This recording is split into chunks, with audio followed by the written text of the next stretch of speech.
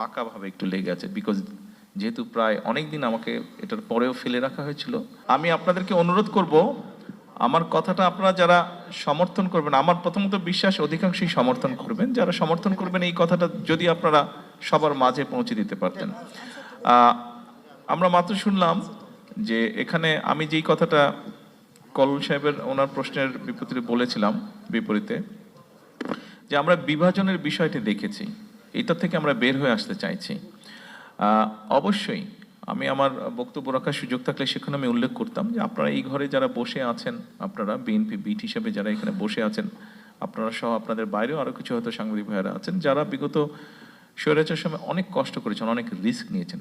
আমাদের নেতাকর্মীরা যেরকম রিস্ক নিয়েছে, আপনাদের মধ্যে অনেকেই সেরকম রিস্ক নিয়েছেন।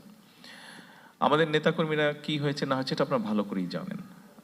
স্বাভাবিক ইমোশনাল একটা ব্যাপার, যেটা মাত্র আমরা শুনলাম যে যারা অত্যাচারিত হয়েছে, নির্যাতিত হয়েছে, তাদের জন্য কিছু করা।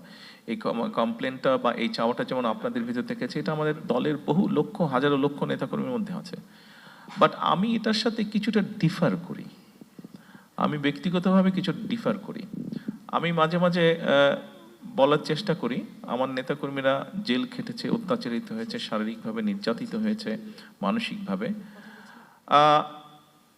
আমি প্রত্যেকটার মধ্যে দিয়ে গিয়েছি, প্রসেসের মধ্যে দিয়ে। আমি জেলের মধ্যে থেকে এসেছি, আমি শারীরিকভাবে নির্যাতিত হয়েছি, মানসিকভাবেও নির্যাতিত হয়েছি। আমি মনে করি এই মুহূর্তে আমাদের চিন্তাটা হ্যাঁ হয়েছে, সেক্ষেত্রে আমি অনেক কিছু বলতে পারি যে আমি এই হারিয়েছি, ওই হারিয়েছে, এটার জন্য দায়ী, সে সেটার জন্য দায়ী। আমাকে শারীরিকভাবে নির্যাতন করার জন্য এখনো এক্স রে করলে দেখা যাবে আমার পিঠের হাড্ডিটা এখনো বাঁকাভাবে একটু লেগে আছে বিকজ যেহেতু প্রায় অনেক দিন আমাকে এটার পরেও ফেলে রাখা হয়েছিল, প্রপার টাইমে চিকিৎসা করা হয়নি, সেই জন্য হাড্ডিটা একটু বাঁকাভাবে লেগে গিয়েছে। 4 সপ্তাহ, 3 থেকে 4 সপ্তাহের মধ্যে হাড্ডি জোড়া লেগে যায়, হিউম্যান হাড্ডি, আপনারা জানেন বোধহয়। বাট আমি এখন যদি যারা এটার জন্য দায়ী, আমি যদি সেটা সেই হয়তো সেটা করার আমার পক্ষে পসিবল, কিন্তু আমি যদি সেরকম করি, আমারটা কি জোড়া লাগবে হাড্ডি? বাট আমি এখনো যেই পেইনটা মাঝে মাঝে অনুভব করি, আমার কি সেই পেইনটা চলে যাবে, বন্ধ হয়ে যাবে অনুভব করা? তা তো হবে না। আমার মনে হয় সেই জন্য আমাদের একটা এই মাইন্ডসেট থেকে বেরিয়ে আসা উচিত। আমাদের চিন্তা করা উচিত, ঠিক আছে আমাদের হাতে যখন, অর্থাৎ আপনি এখনো বেঁচে আছেন, আপনি এখনো চলছেন, আপনি এখনো ফিরছেন, আপনি এখনো আপনার পরিবার আপনজনের সাথে আছেন, আপনি আপনার শুভাকাঙ্ক্ষীদের সাথে আছেন, আপনি আল্লাহর দেওয়া আলো বাতাস আপনি দেখছেন।